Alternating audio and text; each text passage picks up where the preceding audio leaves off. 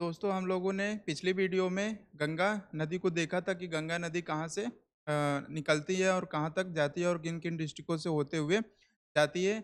अब इस next video में और इसके इसमें हम लोगों ने गंगा की सहायक नदियों को देखा था और गंगा कितने किलोमीटर की कितना रेंज कवर करती है और बाकी सारी गंगा उसकी जो सहायक नदियाँ हैं कहाँ पे आकर मिलती हैं, कहाँ अ, और उनका आगे कहाँ विस्तार होता है। इस तरह से हम लोगों ने पिछले वीडियो में गंगा नदी को देखा था और उसके सहायक नदियों को देखा था। अगर आपने इस वीडियो को पिछली वीडियो को नहीं देखा है, तो उस वीडियो को जाके देख लीजिए और तब इस वीडियो को देखना आगे शुरू करिए, तभी आगे की बातें समझ में आएगी।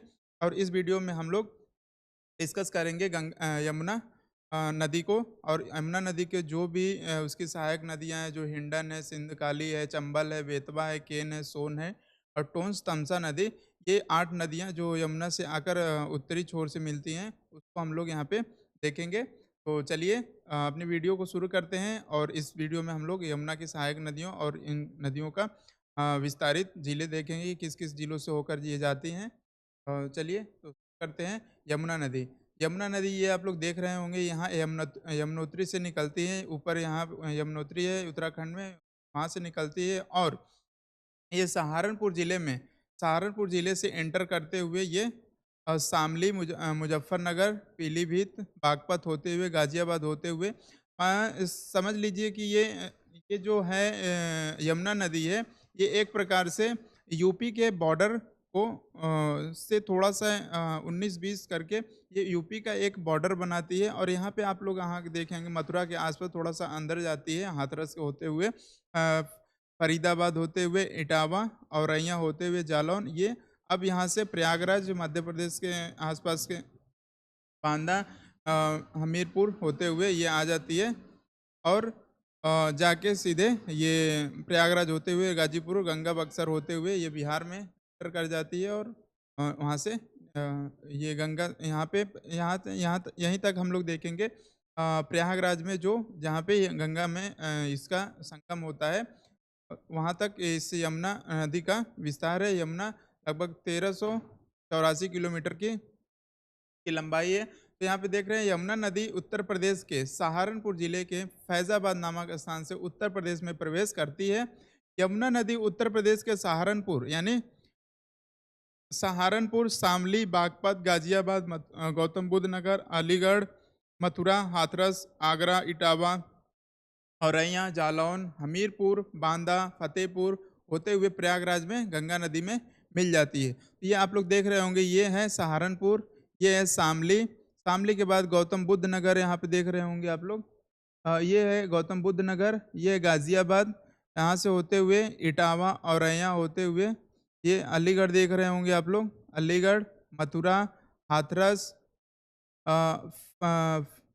फैज़ाबाद, इटावा, औरैया होते हुए ये कानपुर देहात, कानपुर नगर, फ़तेहपुर, फ़तेहपुर से यहाँ से आप लोग देख रहे होंगे ये कौशाम्बी होते हुए ये यहाँ पे निकल जाती है, यहाँ प्रयागराज आके प्रयागराज में इसका संगम हो जाता है।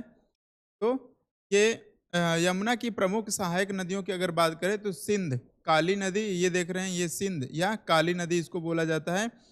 बेतवा नदी, बेतवा यहाँ पे आप लोग देख रहे होंगे ये है बेतवा का स्थान। केन नदी ये देख रहे हैं केन। चंबल नदी यहाँ पे आप लोग देख रहे होंगे ये चंबल नदी।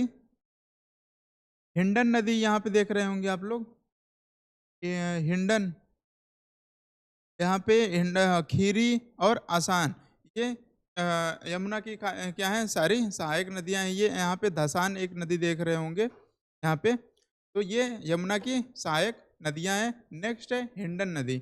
हिंडन नदी को हम लोग देखते हैं तो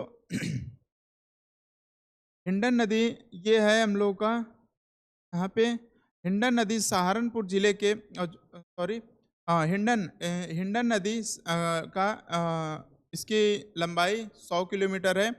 हिंडन नदी सहारनपुर जिले के ऊपरी शिवालिक पहाड़ियों से निकलती है। तो ये हिंडन नदी आप लोग यहाँ पे देख रहे होंगे इसकी यमुना के पैरेलल और ये यहाँ से निकलती है और सहारनपुर होते हुए ये मुजफ्फरनगर होते हुए मेरठ होते हुए ये हापुड़ को थोड़ा टच करती है। गौतम बुद्ध नगर में ये आके इसका संगम यहाँ पे यमुना से संगम हो जाता है।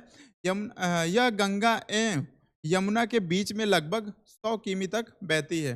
तो ये यहाँ पे गंगोत्री से गंगा निकलती है, यमुनोत्री से यमुना निकलती है और बीच में हिंडन नदी है, जो आके यहाँ गौतम बुद्ध नगर में आके यमुना से मिल जा रही है। तो ये 100 किलोमीटर तक के यमुना और गंगा के बीच में 100 किलोमीटर तक का ये इसका बहाव है। यह यमुना नदी की सहायक नदी है। यमुना नदी की एक सहायक यही एकमात्र नदी है जो इसके यमुना के दक्षिणी तरफ से है अरे सॉरी उत्तरी तरफ से है। बाकी नदियाँ यमुना के दक्षिणी तरफ से मिलती हैं। तो ये था हिंडन नदी के बारे में। नेक्स्ट हम लोग देख रहे हैं सिंध या काली नदी। सिंध या काली नदी अब अभी आप लोग को मैप में दिखाए थे, आप लोग गेस करिए कहाँ पे है। तो ये है काली नदी, ये इसको सिंध या काली नदी कहा जाता है, जो कि यह राजस्थान के टोंक जिले में नैनवास से निकलकर जगमनपुर के उत्तर में यमुना नदी में मिल जाती है। तो ये राजस्थान के टोंक जिले से निकलती है, नैनवास से निकलकर जगमनपुर के उत्तर में यमुना नदी में मिल जाती है। तो थोड़ा सा कुछ थोड़ी सी यहाँ पे आगरा के आसपास यहाँ पे काली नदी देख रहे हैं, ये जो क्रॉस कर रही है आगरा को। तो ये राजस्थान से निकल के आगरा को थोड़ा सा टच करते हुए ये आके फरीदाबाद में यहाँ पे यमुना से मिल जाती है। तो कुछ ही 416 किलोमीटर की ये रेंज को कवर करती है। यह नदी 416 किलोमीटर की रेंज कवर करती है। चंबल नदी, अब नेक्स्ट हम लोग देखते हैं चंबल नदी। चंबल का बियड़ आप लोगों ने सुना ही होगा मध्य प्रदेश में। तो यही है चंबल नदी। इसी के बियड़ में चंबल नदी मध्य प्रदेश के इंदौर यानी चांदपाव पहाड़ी के मुंह से निकलती है तथा मुरादगंज और रैया के समीप यमुना में मिल जाती है। अब ये चंबल से निकलती है, मध्य प्रदेश के इंदौर से निकलती है और ये यमुना में कहाँ मिलती है, औरैया के पास आके ये चंबल नदी आप लोग देख रहे होंगे यहाँ पे, ये चंबल नदी यहाँ से इसके मध्य प्रदेश की चंबल पहाड़ियों से निकलती है और ये इसके निकलने के बाद ये यहाँ पे एंटर करती है फरीदाबाद साइड।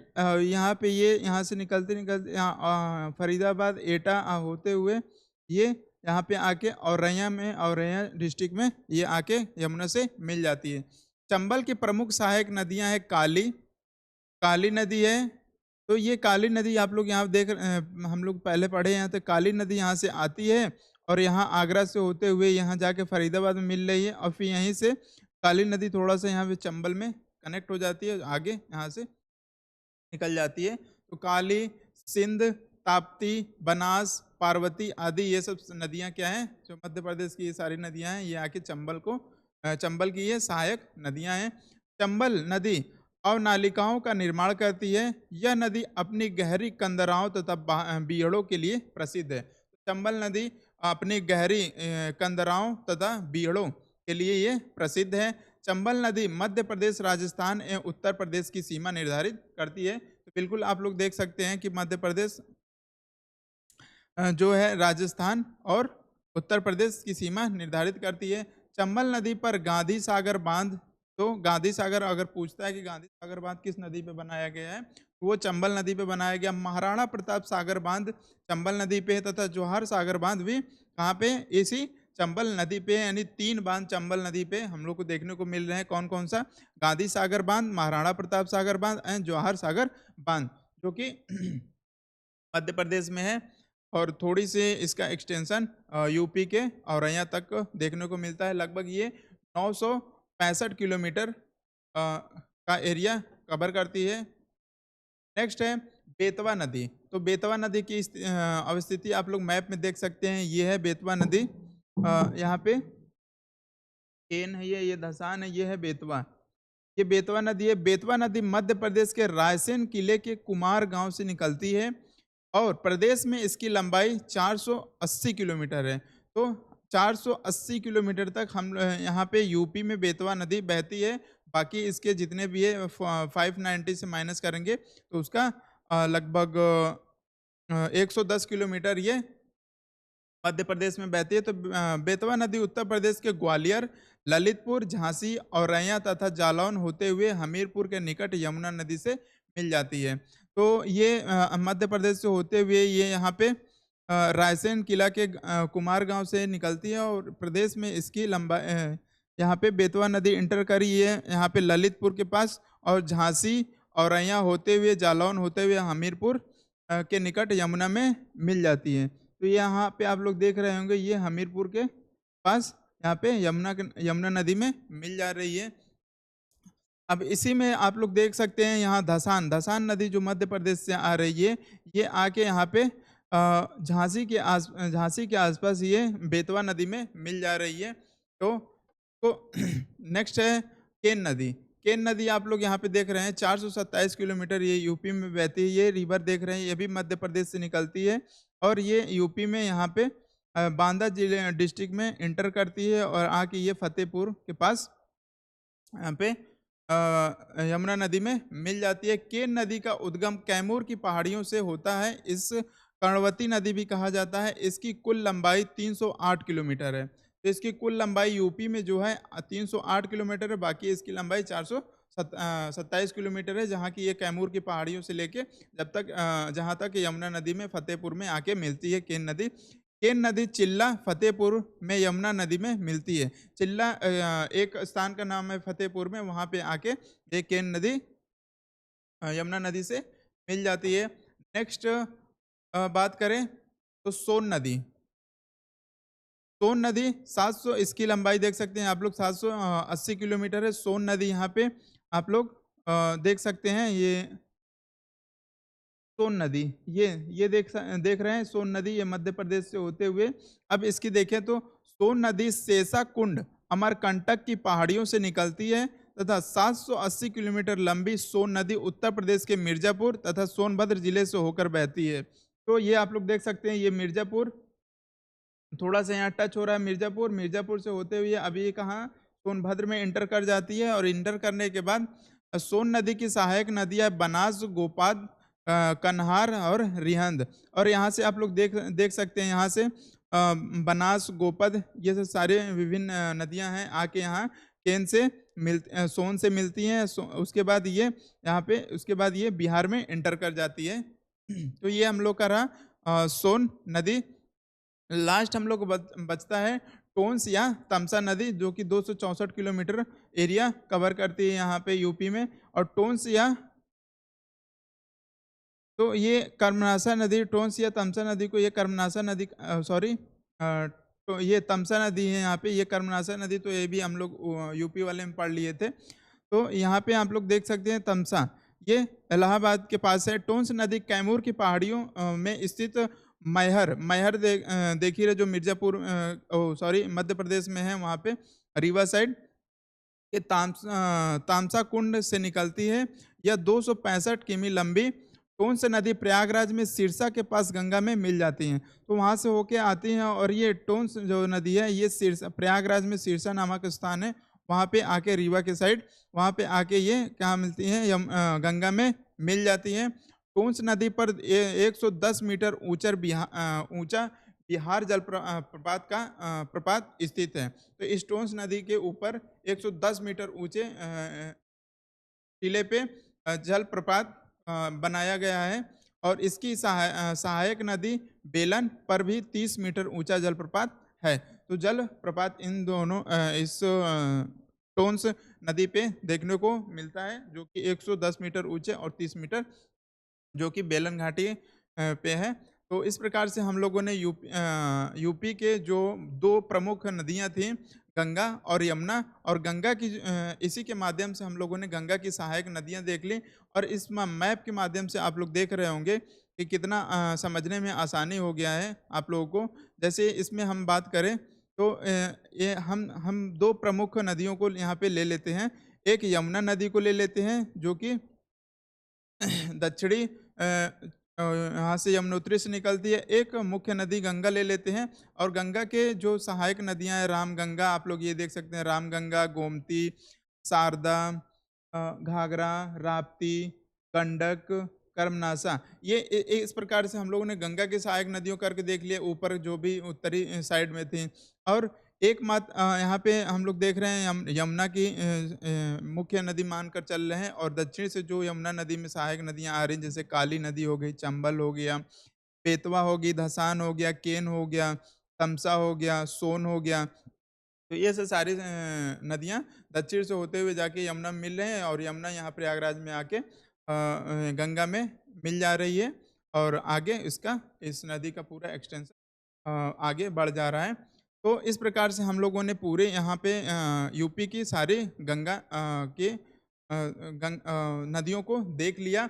अब इस नेक्स्ट वीडियो में हम लोग क्या करेंगे कि इस गंगा से अब यहाँ पे आप लोग एक चीज़ देख रहे होंगे कि ये एरिया जो ये गंगा के आसपास के इलाके तो सिंचित हो जाते होंगे, वहाँ पैदावार अच्छी होती होगी। यमुना के आसपास के इलाकों में पैदावार अच्छी होती है, लेकिन जो ये अंदर बीच का जो एरिया है, यहाँ पे पानी का कमी होगी, तो यहाँ पे संसाधन पानी के लिए सिंचाई भूमि कैसे भूमि या सिंचित होगी, इसके लिए यहाँ पे नहरों का निर्माण किया गया है। और नेक्स्ट वीडियो में हम उन्हीं सब नहरों को देखेंगे कि गंगा के ऊपरी नहर कहाँ से निकलती है, गंगा की निचली नहर कहाँ से है, और गंगा के और कितने नहरें इससे भीतरी इलाकों में गंगा के पानी को पहुँचाया गया है, यमुना के पानी को पहुँचाया गया है, और आगे चल के अंदर की जो भूमियाँ हैं उसको फर्टाइल बनाने के लिए, तो पानी के कमी को दूर करने के लिए इन नहरों का उपयोग किया जाता है, जिससे कि फसल की पैदावार अच्छी हो सके। तो इस प्रकार से इस सीरीज़ में हम लोग नेक्स्ट वीडियो नहरों पे लेकर आएँगे, तो बने रहिएगा आप लोग इस वीडियो के साथ। और आप लोगों ने पिछली वीडियो नहीं देखी है तो उसको भी जाके अपने वीडियो को देख के कंसेप्ट क्लियर कर लीजिए, ताकि आगे जैसे-जैसे सीरीज़ बढ़े वैसे-वैसे आप लोग को समझने में आसानी हो।